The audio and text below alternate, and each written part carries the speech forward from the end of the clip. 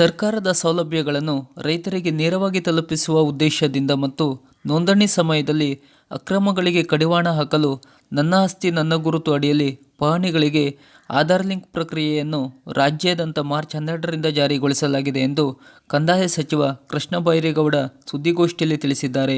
ವಿಕಾಸಸೌಧದಲ್ಲಿ ಮಂಗಳವಾರ ಸುದ್ದಿಗಾರರೊಂದಿಗೆ ಮಾತನಾಡಿದ ಸಚಿವರು, ನನ್ನ ಆಸ್ತಿ ಯೋಜನೆಯಡಿ ನನ್ನ ಆಸ್ತಿ ನನ್ನ ಗುರುತು ಎಂಬ ಉದ್ದೇಶದಿಂದ ಈ ಮಹತ್ವದ ಕಾರ್ಯ ಕೈಗೆತ್ತಿಕೊಳ್ಳಲಾಗಿದೆ.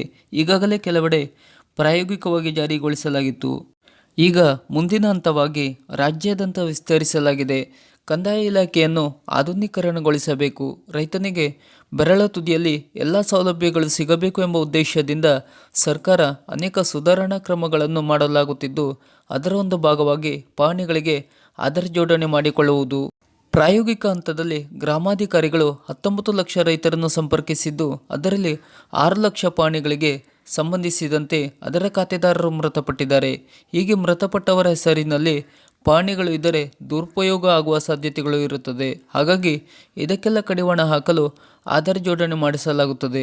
ಇದರ ಜೊತೆ ಆಸ್ತಿಗಳ ನೋಂದಣಿ ಸಮಯದಲ್ಲಿಯೂ ಸಹ ಆಧಾರನ್ನು ಕಡ್ಡಾಯವಾಗಿ ಕೇಳಲಾಗುತ್ತದೆ.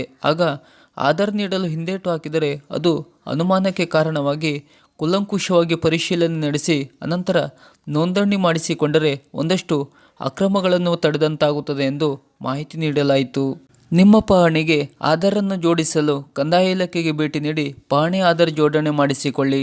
ಈ ಮಾಹಿತಿ ನಿಮಗೆ ಇಷ್ಟವಾದರೆ ಲೈಕ್ ಮಾಡಿ, ಶೇರ್ ಮಾಡಿ ಹಾಗೂ ನಮ್ಮ ಚಾನಲನ್ನು ಸಬ್ಸ್ಕ್ರೈಬ್ ಮಾಡಿ. ನಮಸ್ಕಾರ.